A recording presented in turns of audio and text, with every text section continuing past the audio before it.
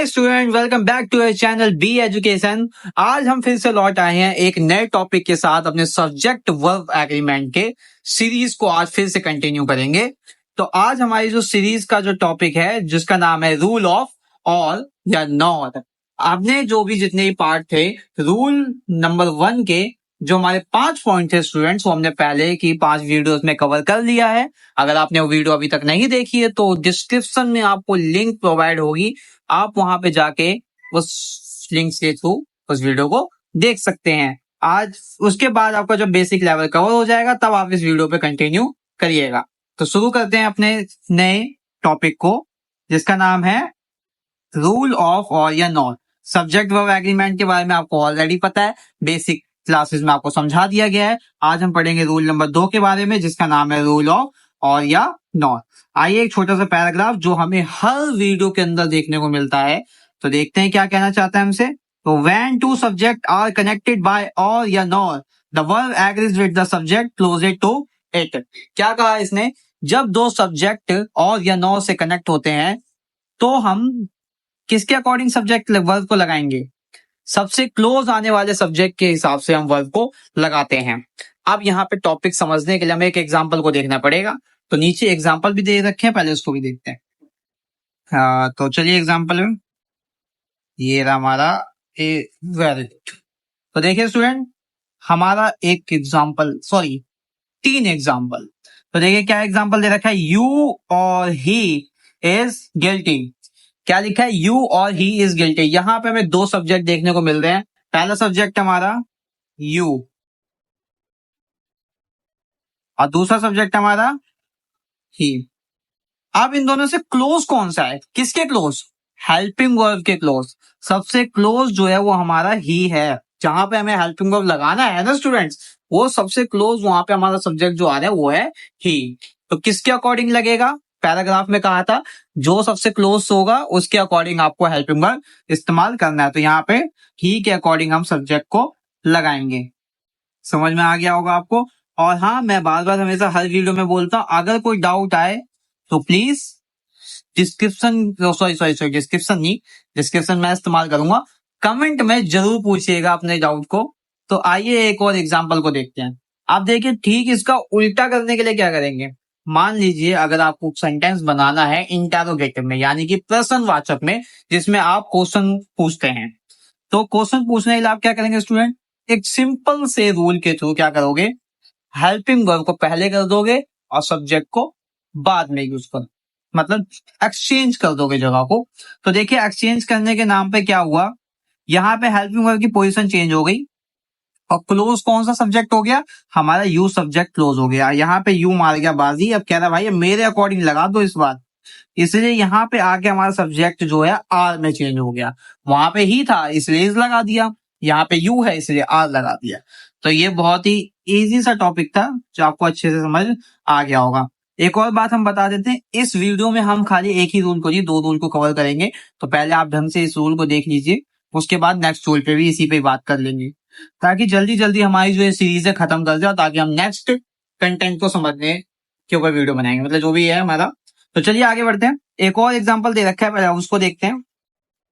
ये एग्जाम्पल है student nor को लेके। हमने क्या 2 टॉपिक लिए थे, और या नॉर। तो और के ऊपर तो हमने देख लिया कैसे बनेगा। अब नॉर की बात करते हैं। देखिए स्टूडेंट, एक सिंपल सी बात है, नॉर कभी भी सिंपल तरीके से नहीं बनाया जा सकता। सिंपल से मेरा मतलब यह है कि नॉर के साथ आपको नाइदर नाम के वर्ड का इस्तेमाल करना पड़ेगा। अब नाइदर और नॉर का क्या मतलब होता है? ना तो ये ना तो वो। जैसे कि neither Radha nor her friend present at the party.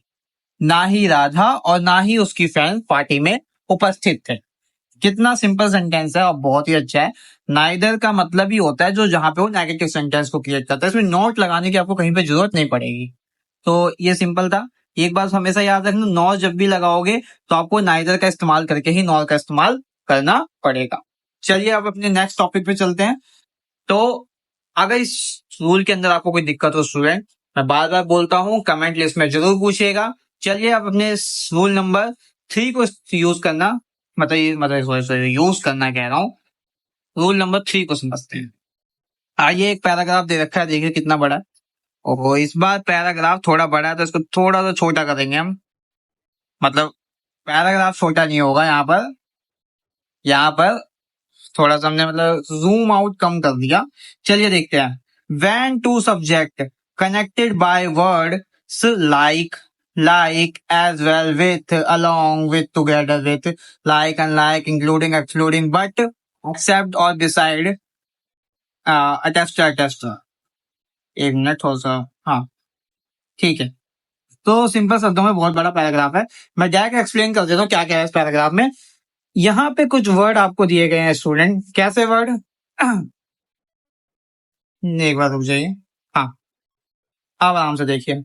When two subjects are connected by a word like, as well, with, along, with, together with, like, unlike, including, excluding, but, except, or beside, the verb agrees with the subject that comes before this word। इसने कहा कि जब ये सारे word का इस्तेमाल किया जाए सेंटेंस में तो सब्जेक्ट किसके अकॉर्डिंग लगेगा, इन वर्ड से पहले आने वाला जो सब्जेक्ट होगा, इन वर्ड से जिसमें हम पहले जो सब्जेक्ट आएगा उसके अकॉर्डिंग आप हेल्पिंग वर्ब का इस्तेमाल करोगे। अभी भी समझने में दिक्कत है तो आइए फिर से एक एग्जांपल से समझते हैं। तो चलिए एग्जांपल को देख लिया जाए। थोड़ा सा भाई इससे ऊपर चल रहे यार, हाँ ठीक है। तो एग्जाम्पल देखते हैं। You as well as he are guilty. क्या कहा इसने, you as well as he are guilty. As well as का मतलब होता है साथ साथ के साथ, जैसे कि you sorry students, you as well as he are guilty. तो यहाँ पे देखिए यू के अकॉर्डिंग हमने आर को लगाया है। अब हमारा जो वर्ड है स्टूडेंट वो क्या है, एज वेल एज। जो हमने अभी तक पढ़ा कि अगर एज वेल एज अगर आएगा और इससे पहले जो सब्जेक्ट आएगा उसके अकॉर्डिंग आप हेल्पिंग वर्ब का इस्तेमाल करोगे। अगर मान लीजिए यहाँ पे ही होता, जैसे कि सेकंड ऑप्शन में दे रखा है, देखिए यहाँ पे ही पहले आ रखा है, यानी एज वेल एज से पहले ही आ रखा है, तो क्या लगाया हमने, इज लगाया। और पहले एग्जांपल में क्या क्या रखा है कि एज वेल एज से पहले यू आ रहा है इसलिए हमने आर लगा दिया। तो ये सिंपल सा एक टॉपिक था जो आपको समझ में आ गया होगा। अगर नहीं आएगा फिर वही बात है, कमेंट लिस्ट में जरूर पूछिएगा। बार बार एक ही बात बोल रहा हूँ, जरूर पूछिएगा, क्योंकि आप पूछोगे तभी लगेगा कि आपको मेरी वीडियोस पसंद आ रही है। ठीक है, तो आप देखिए थर्ड एग्जांपल को देखते हैं। The robber with his gang members was arrested.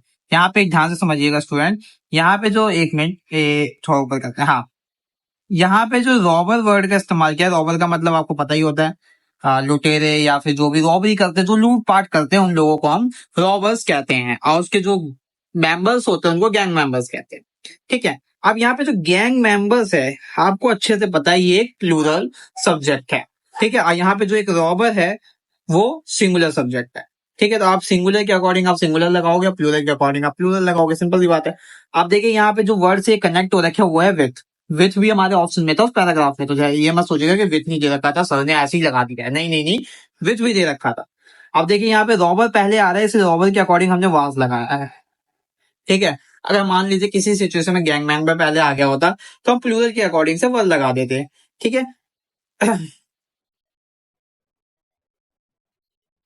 तो स्टूडेंट्स, आपको ये वीडियो अगर पसंद आई है तो इस वीडियो को लाइक कर दीजिए, चैनल पे नए हैं तो चैनल को सब्सक्राइब कर दीजिए। मिलते हैं हम आपसे इसी सब्जेक्ट वर्ब एग्रीमेंट के नेक्स्ट वीडियो के साथ, तब तक के लिए बाय बाय।